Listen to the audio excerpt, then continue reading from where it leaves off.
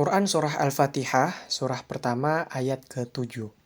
Siratal ladzina an'amta 'alaihim ghairil maghdubi 'alaihim waladdallin.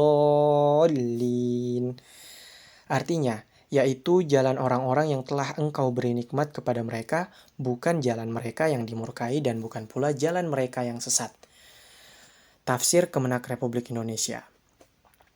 Setelah Allah Subhanahu wa Ta'ala mengajarkan kepada hambanya untuk memohon agar selalu dibimbingnya menuju jalan yang lurus dan benar, pada ayat ini Allah menerangkan apa jalan yang lurus itu. Sebelum Al-Quran diturunkan, Allah telah menurunkan kitab-kitab sucinya yang lain. Dan sebelum Nabi Muhammad diutus, Allah telah mengutus Rasul-Rasul karena sebelum umat yang sekarang ini telah banyak umat terdahulu. Di antara umat-umat yang terdahulu itu terdapat nabi-nabi, siddiqin yang membenarkan rasul-rasul dengan jujur dan patuh. Syuhada, ada pula syuhada yang telah mengorbankan jiwa dan harta untuk kemuliaan agama Allah. Dan ada pula orang-orang soleh yang telah membuat kebajikan dan menjauhi larangan Allah. Mereka itulah orang-orang yang telah diberi nikmat oleh Allah dan kita diajari agar memohon kepadanya agar diberinya taufik dan bimbingan sebagaimana Dia telah memberikan taufik dan membimbing mereka.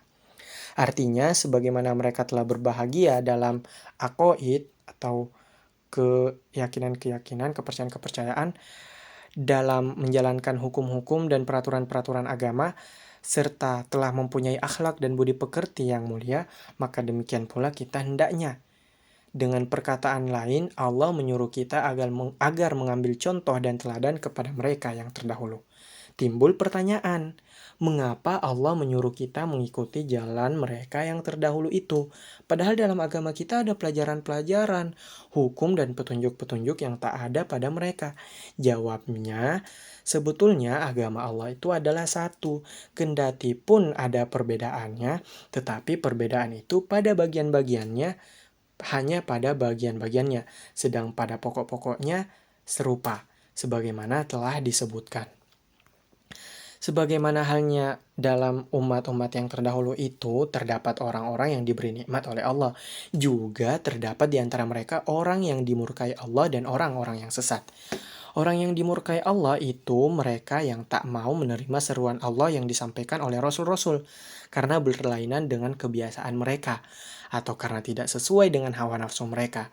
Kendati pun telah jelas bahwa yang dibawa oleh Rasul-Rasul itu adalah benar.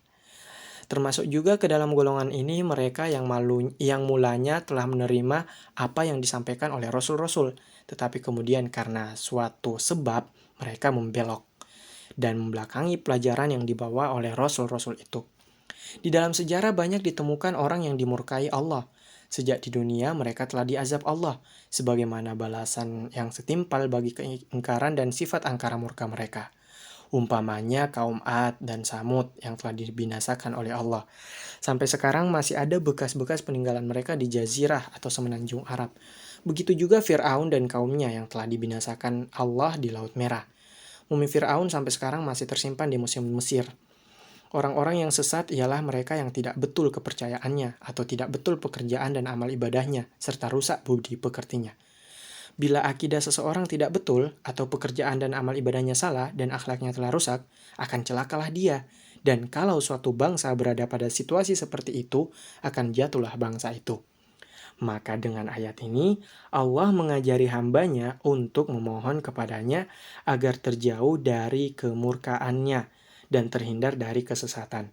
Di dalamnya juga tersimpul perintah Allah agar manusia mengambil pelajaran dari sejarah bangsa-bangsa yang terdahulu. Alangkah banyaknya dalam sejarah kejadian-kejadian